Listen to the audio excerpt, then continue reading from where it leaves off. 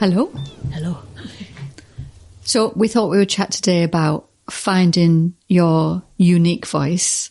And the thing that sparked this conversation and made us excited to talk about this is that we've seen a couple of pieces of work today that we've all had a look at that is accomplished, and these illustrators think maybe they're ready and wondering why they're not being published or their work isn't being picked up.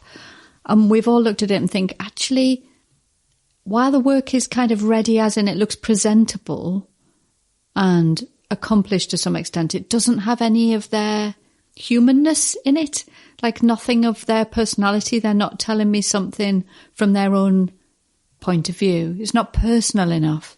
You know what I mean? That's the work that is really exciting to look at, isn't it? Feel it. That some of their thing is in there. Yeah. They can't help but make that kind of... Well, so I'm thinking of somebody in particular we were looking at today, and their work is accomplished, and then on some level you think, yes, they could illustrate a book. So if you, for example, want to be a picture book maker, I think sometimes if you haven't read a lot of books or will look what's available now and gone in a bookshop and really looked through all the books that are available, you might just have an image in your head of what a picture book illustrator would be, what an illustration should be, perhaps watercolour with a line and big round eyes, or I don't know. You might just have this kind of stereotype in your head. And I think if you work towards that, you're going down quite an impersonal, boring route that doesn't show anything about who you are. That's what I was trying to say. Yeah. It's like people's idea of what it should look like. Yeah, rather than who you are and what you would like to say. And I think that using that word stereotype, although it can sound a bit brutal, if the work is of a stereotype, you need to move sideways pretty quick, because it's an industry that we're working in. So we see examples everywhere that the industry has validated as publishable. That's a level you get to. And here is a style people are working in. That is, for example, children's picture book illustration, or that is editorial illustration. And if you start making something that looks like a thing you have seen, which is your subconscious saying, now that's what I call illustration, and you suddenly make some, you get an initial buzz of, hey, I can do it. I'm doing it. Look, I'm doing it. I'm being an illustrator.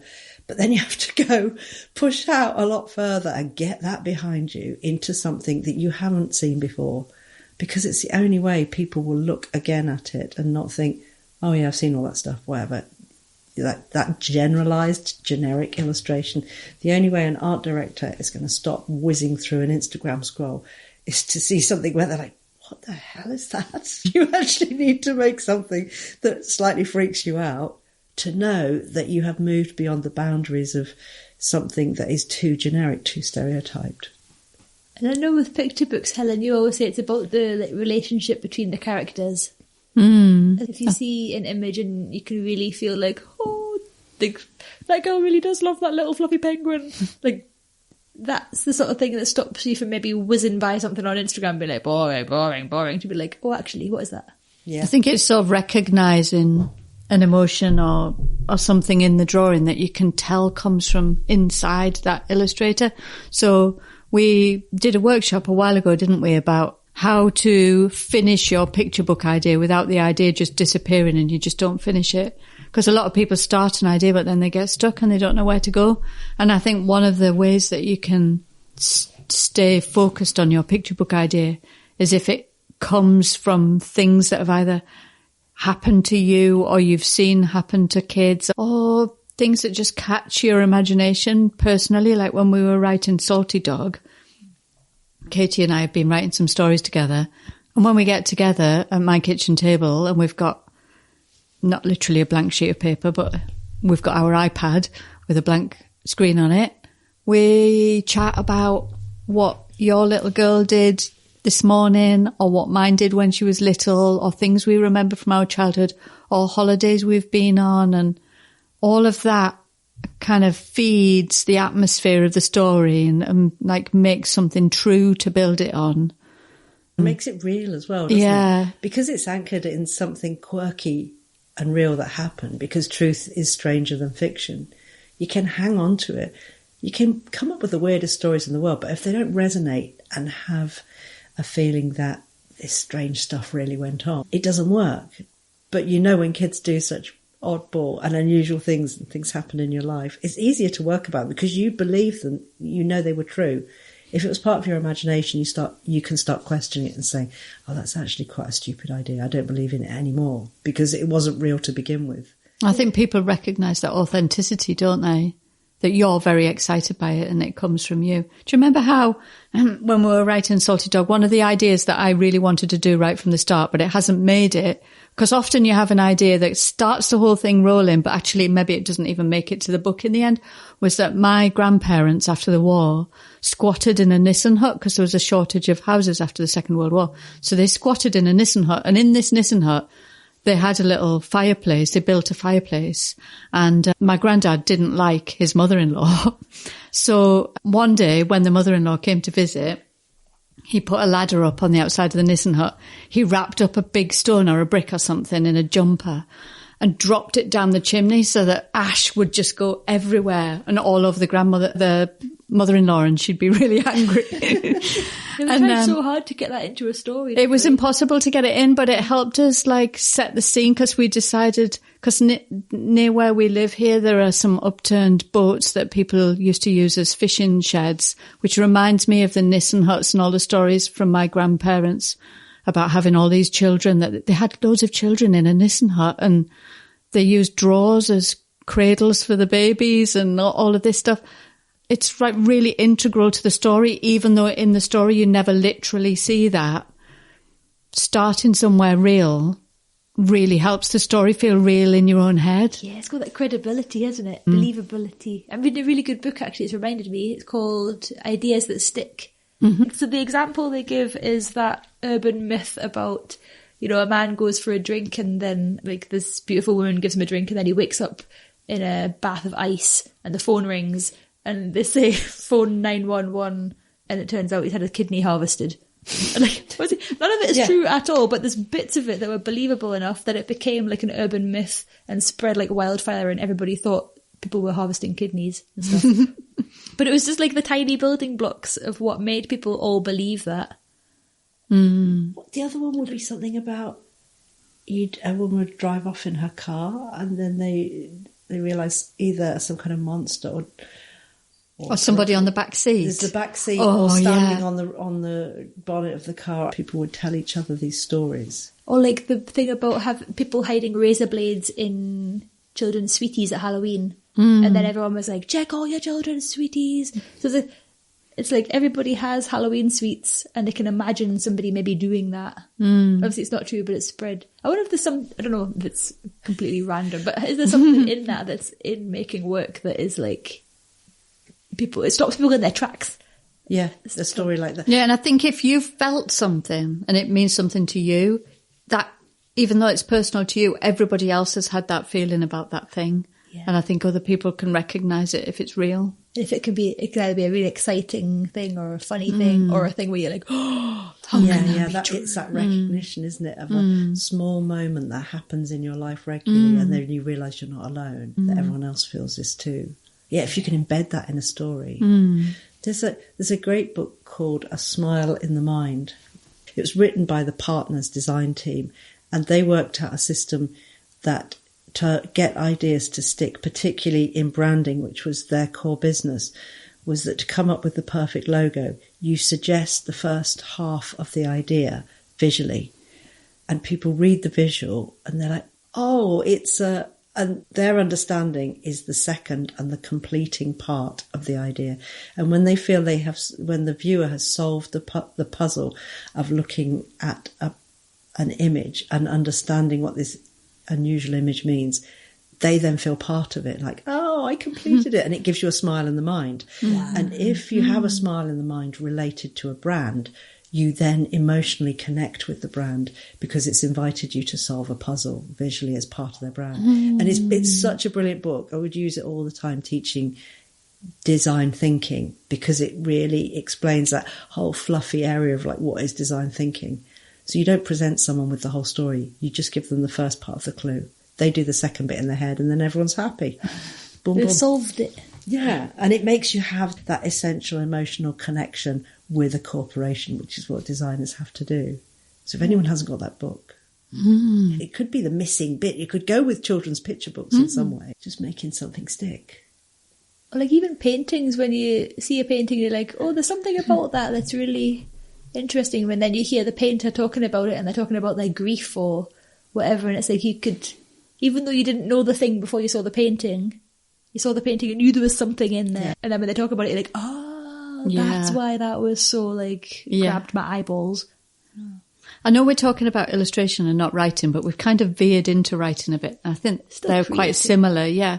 I just did one of Emily Howarth Booth's writing workshops, and it was mind-blowingly brilliant. And she used films as examples. So you know how in films, she described it as like a thesis. They set out the thesis. This character was born here and sees the world in this way.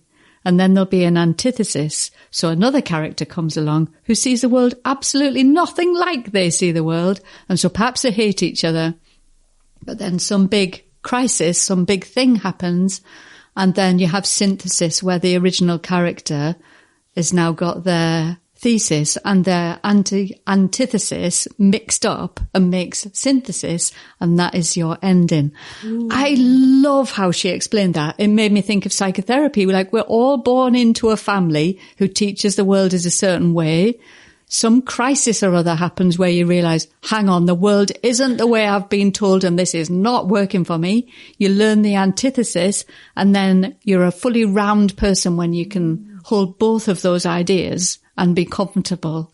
You've got your synthesis at the end. Isn't that magic? I was so excited how she described it. I was like, I often think of stories as something, there's a character thinks away, something happens and they change and then you've got an ending. But the way she described it was just like, wow, it set all the sparks in my brain. And that happens in real life, doesn't it? Like you go out into the world and then the rug's pulled from under you and you're like, wait a minute. They said if I got a degree in illustration, I would be instantly successful without even promoting myself. Then you have to figure out the other things. But you think of Salty Dog, that's, you've got three characters, so it slightly complicates it. But you've got Salty and what's his... Bernard. I was going to say Gerard. He could also be called Gerard. They're very similar creatures, aren't they? Bernard and Gerard will probably have the same life outlook. When you put them together, or whether it's Kitty and Bernard, they are the thesis and antithesis. They've each got a very different character.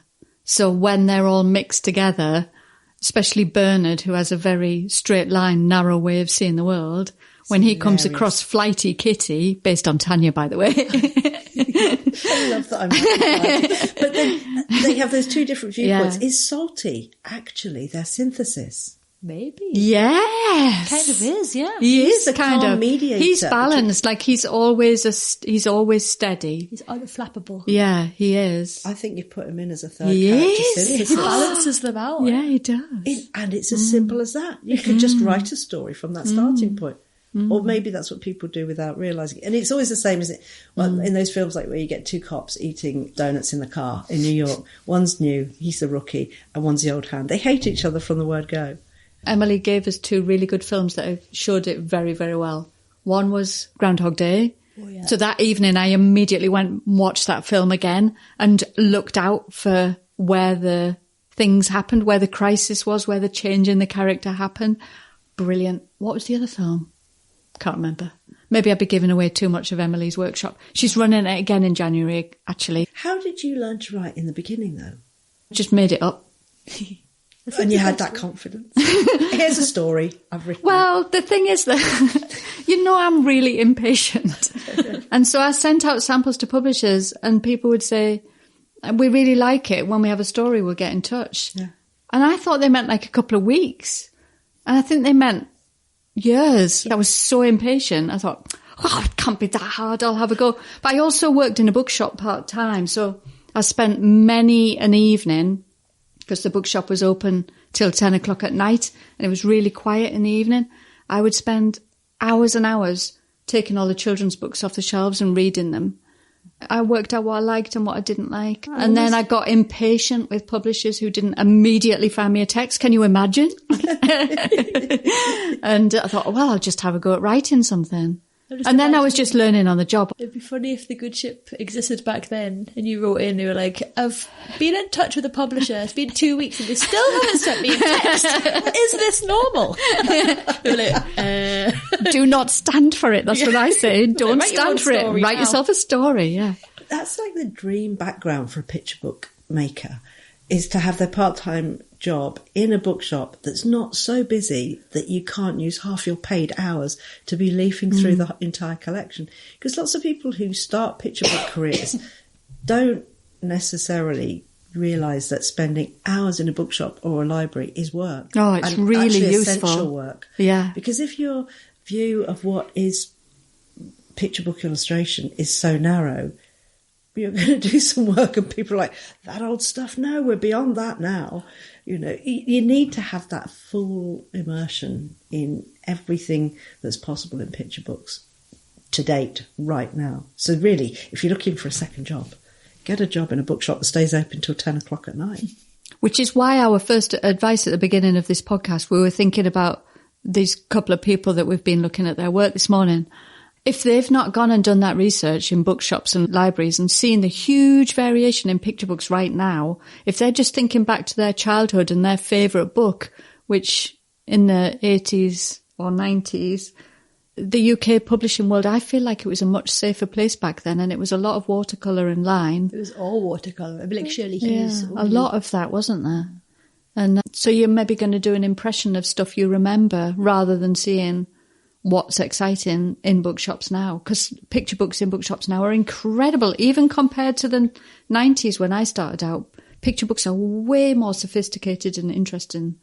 I'm talking very generally. There were lots of amazing books then, but you know what I mean. But the main core of it was quite a traditional, small parameters to the creativity. I interviewed Jill Calder last week, and what came out of that, I mean, we have Jill on our course. I think lots of people who know us will know that Jill's features in 2 of our courses with her work and her process. But what's amazing about her, when I first knew her work, it was, her lettering was incredible, and it appeared on a lot of really interesting brands like whiskey companies and cafes and so forth, the food products. So she could do packaging, really interesting, sophisticated packaging, but she could do the illustrations that worked with the lettering as well. And she worked a lot in editorial. She worked in illustration with design companies. So that could be like corporate brochures or more packaging or branding. She basically had a dream set of clients and editorial work as well. But now she's doing lots of children's picture book work, but her voice is the same throughout. I don't mean same in that she hasn't bothered to change or develop it. Her voice is uniquely her, and she's used it in all these different areas for different audiences, different consumer audiences. But because she's so uniquely and strongly herself, she's made it fit in all those different places. It's quite amazing. I can't think of many illustrators who can do that kind of work with a clear voice that you're like, well, if you've commissioned me for this, you must like the work that I did for fashion magazines or for a bank or for a whiskey company. And now I will use my same voice in children's picture books. And it actually works. That's quite an achievement. Yeah. The project and the clients adapt their creative parameters for her. So they've seen her work and say, gosh, you don't see that in children's book illustration that often. Let's try inviting Jill into that creative arena and see what that work looks like for kids. You could say Libby VanderPloeg as well, who was doing, we have her on the picture book course, and she had done lots of memes, lots of editorial and maps. So I think if you hold out for who you are and what you love doing and let the market come to you rather than anticipate the market and say, hi, I'm over here doing the thing you're already doing with a load of other people. Can you employ me? They probably won't, because they already have people who do that kind of work. So being unique is important. Well, I think if you go for coffee with somebody, you can tell if they're just saying things that they think you want to hear rather than saying what they actually think. Do you mean when it's in a they're being too polite? Yeah, or they're like, you look like you're interested in snails. I'm going to talk about snails a lot. And you'd be like, you don't even like snails, I can tell. Like, but if somebody was obsessed with snails, that's so much more interesting, because you can tell they're just doing their thing, being obsessed with snails.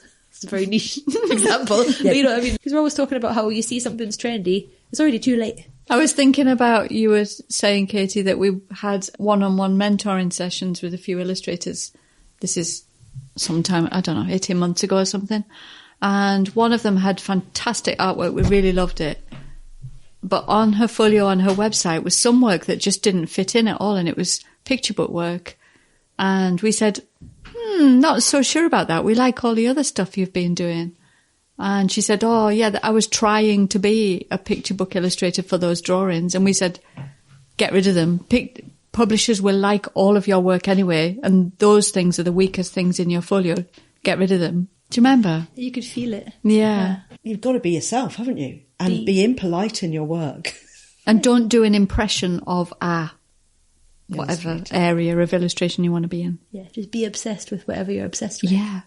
It's easier anyway. And more fun. See you next week. Bye. Bye.